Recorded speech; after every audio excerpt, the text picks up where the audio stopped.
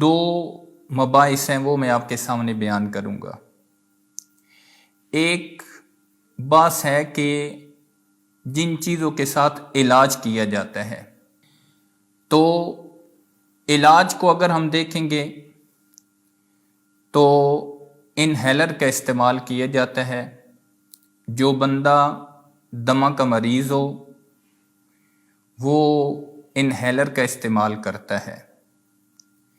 تو انہیلر یہ قصداً کوئی دھواں سونگھنے کے مشابہ ہو جاتا ہے کہ اس میں جو دوا استعمال کی جاتی ہے وہ مادہ کی صورت میں ہوتی ہے۔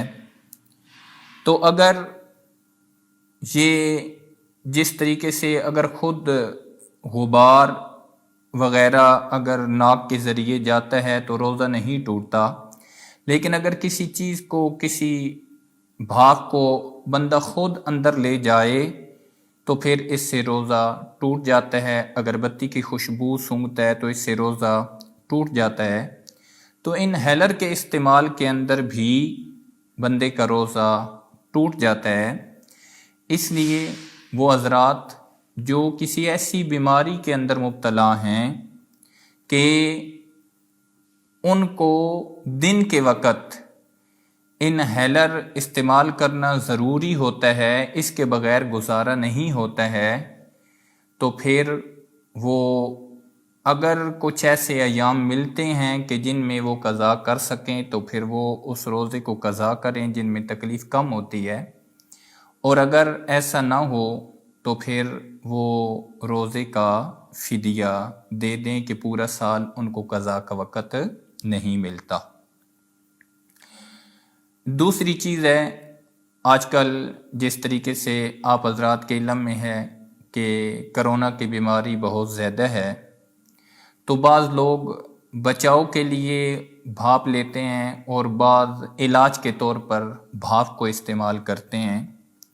تو جب بندہ خود بخود اگر دھواں جائے تو روزہ نہیں ٹوٹتا ہے، لیکن جب بھاپ لے گا اور پھر اس میں دوا کا استعمال کرے گا یا وینٹیلیٹر پہ ہوگا تو اس کے ساتھ روزہ ٹوٹ جائے گا۔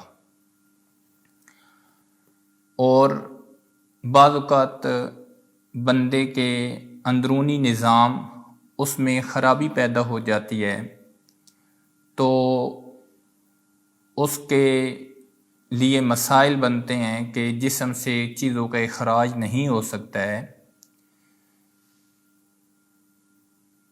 تو اس آدمی کی اس کیفیت کو ختم کرنے کے لیے پاخانہ کے راستے سے دوا کو داخل کیا جاتا ہے۔ پرانے دور میں اس کو حقنہ کہا جاتا تھا اور اس دور میں اسے انیما کہا جاتا ہے۔ تو جب کوئی بندہ ایسی حالت میں مبتلا ہو اور اس کا انیما کیا جائے تو چونکہ پاخانہ کے راستے سے اگر دوا داخل کی جائے گی تو پھر اس کا روزہ ٹوٹ جائے گا اور قضا لازم ہو جائے گی۔ یہ علاج کے جو چیزیں تھیں وہ تین تھیں، انہیلر، بھاپ اور انیما۔ تو ان تین چیزوں کے ساتھ روزہ ٹوٹ جاتا ہے۔